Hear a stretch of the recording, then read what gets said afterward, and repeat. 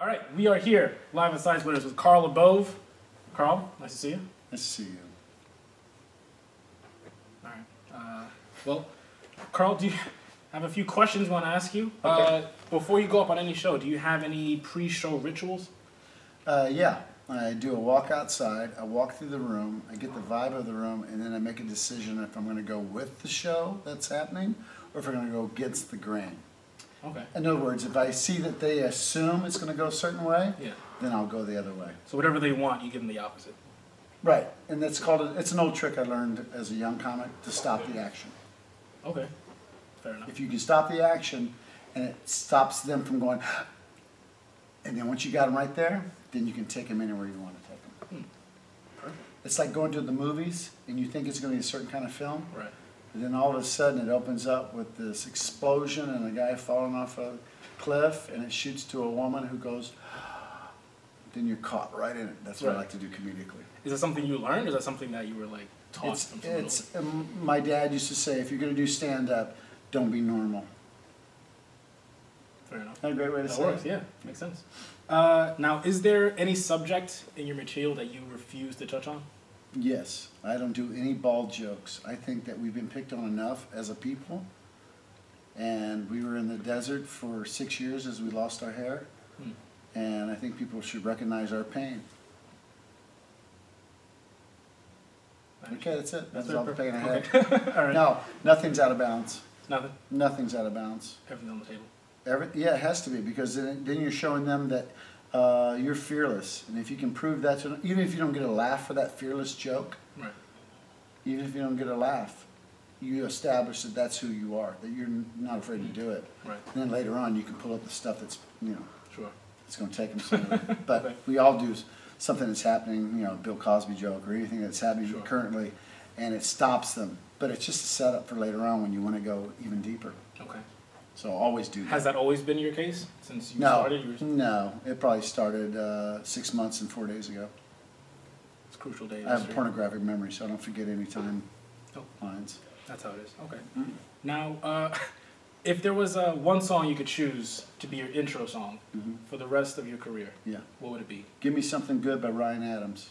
Good friend of mine named BT played it this week for me while I was performing and didn't even know that it's my favorite song. Wow. But it represents, yearning for, no matter how bad your life is, Right. give me something good, and it's in your face. Wow. And I love that. Incredible. It inspires me. Whoever that BT dude is. He's, What did your parents say when you first thought you were going to pursue stand-up? my dad said the greatest thing ever to me. My mom said, I don't want you to move to LA because it's dangerous. Okay? Okay. And then my dad said, let me talk to you outside. So we went outside, and he said, do you know why I saluted in the Air Force for 25 years? I said, no. He said, so you could see the world and realize that you can create whatever you want. I saluted and served somebody else. You create. Go get them. Really? Mm-hmm. That's really amazing, dude. Yeah, right? Not a good start? That's great. So I found this at 20, and now at 29, I'm still enjoying it. Perfect. You look great. Now, if you could have a conversation with anyone, dead or alive, Yes. who would it be? Dead people. Oh, no, one person. Oh. Yeah. Oh, you ruined it. Sorry. I didn't mean to...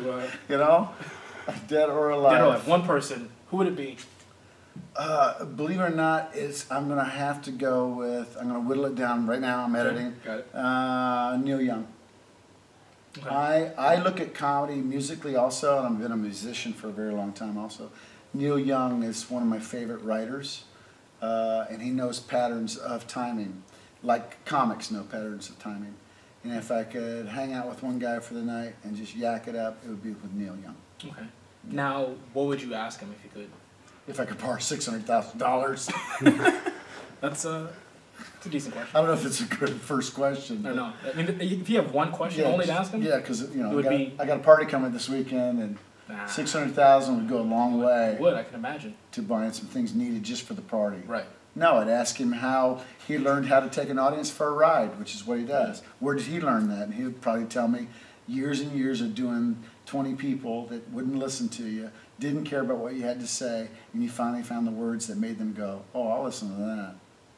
And that's what we do. Got it. Anything else you want to plug in or promote? Yes. I'm starting a shoe company, and it's only a left shoe. So, size 6s, online. Only online?